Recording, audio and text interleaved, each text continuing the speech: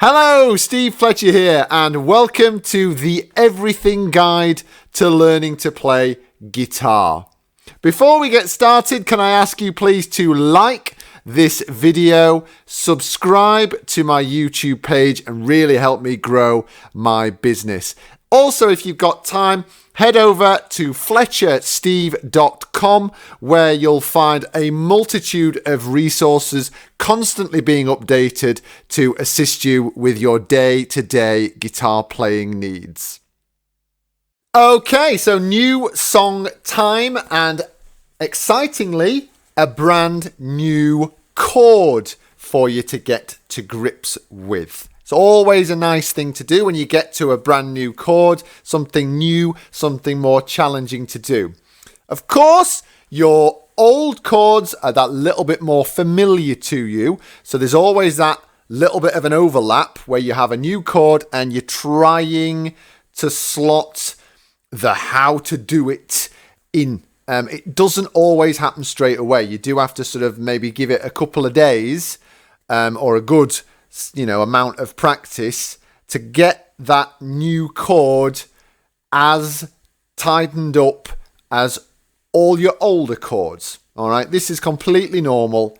Quite frankly, it won't go away. That's always going to be the case. Whenever you do something new, it's going to take you a little while to integrate it into the stuff that you've been doing for a little bit longer.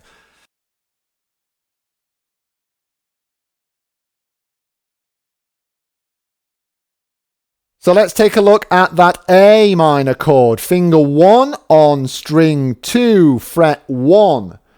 Finger 2 on string 4, fret 2. And finger 3 on string 3, fret 2. One thing that's worth noting there is how similar in shape the A minor is to the E. They are in fact the same shape. More on that later. They are just on different strings. The other thing I'd like you to bear in mind, because it actually happens quite a lot, is how easy it is to change from A minor to the C chord. One finger. Finger 3 moving from string 3 fret 2 to string 5 fret 3. A minor to C. Your A minor chord, once you've got the hang of it, will sound like this.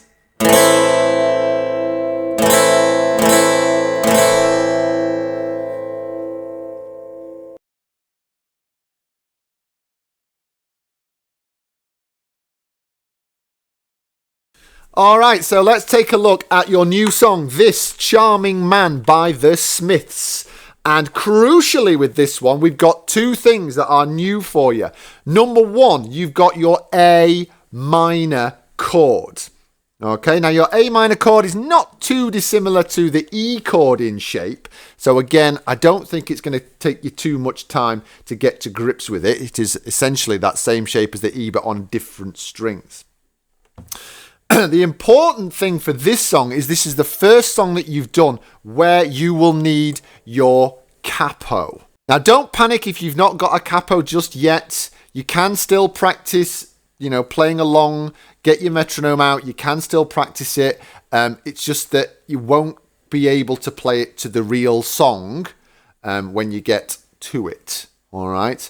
A capo is a regularly used piece of a guitar player's accessories. So if you don't have one now, then get one if you can. All right, get yourself to your local music shop, get yourself online, and get yourself a capo ordered. All right. Now, what on earth do we do with this thing? We're going to take a closer look now. Now, this is just one of many different designs of capo that you can get. These are probably the easiest ones to use, as you just open them up with a little bit of a squeeze there. Now, what you're then going to do is you put your capo on the guitar neck on whatever fret the song tells you to use. So you can put your capo on any fret. For This Charming Man, it's on fret 2. And what I've done is I've placed it parallel to fret 2 and as close to fret 2 as I can get without it actually touching it. Okay? Now, you are used to your guitar starting from there, and that being fret 1, that being fret 2, that being fret 3, and so on. Wherever you put your capo, that is now where you start your guitar. That is now fret 1, that is now fret 2, and that is now fret 3, and all your chords are moved accordingly. So a C is still a C, D, G, A minor, but from where your capo is. So once you've got to grips with all of that, head over to the next video where we shall start to take this charming man apart and see how we get on. See you soon. Bye-bye.